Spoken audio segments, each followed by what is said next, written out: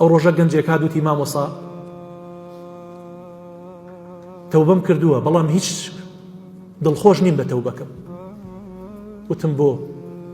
وتی هەتا ئیسا ماڵی 10 ماڵم کاول کردووە.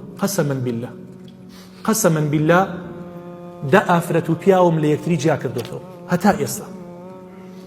هەر لە ڕێگەی سناپ و لە ڕێگەی تۆڕە کۆمەڵایەتیەکانەوە ڕاوی ئەم ئافرەتەم ئەکرد، دوایی هەمان ئەو نامانەی کە بۆ منی ئەنار بۆ پیاوەکەی مناردەوە. ئەمە و سەیری ژنە بەڕەڵاکەتکە، حاشا لە ڕووی ئافرەتە داوێن پاکەکە.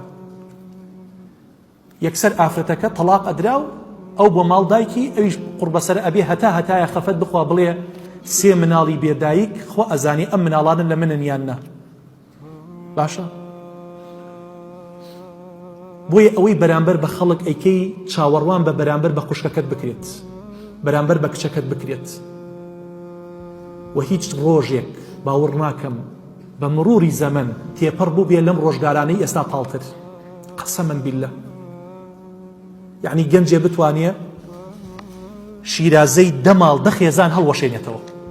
لەکوێی دنیاە ئەمە بووە عەزیزانی خۆم؟ لەکوێی دنیاە ئەمە بووە؟ یعنی لە ئەوروپا کاتێک گەنجێ دەستی کچێکە گرێ و ئەی با زینای لەگەڵاکە بەس سەری ئەم ئافرەتە ئەچێ بە قوڕا تەواو، والباقی ئیتر دوای ئەوە دەستبەرداری ئەبێت.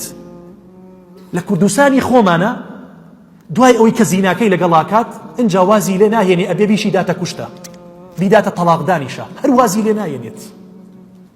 ئێستا سەتەها ئافرەتەی گوێیان لە منە، سەتەها ئافرەتەی ڕەنگە ئێوە بە حاڵیان بزانن، ناتوانن شوو بکەن لە ژێر هەڕەشەی گەنجی داوێن پیس و بەد ئەخلاق و دوو لە ڕووی جەنابتانە سەرسەریە ئەژێت.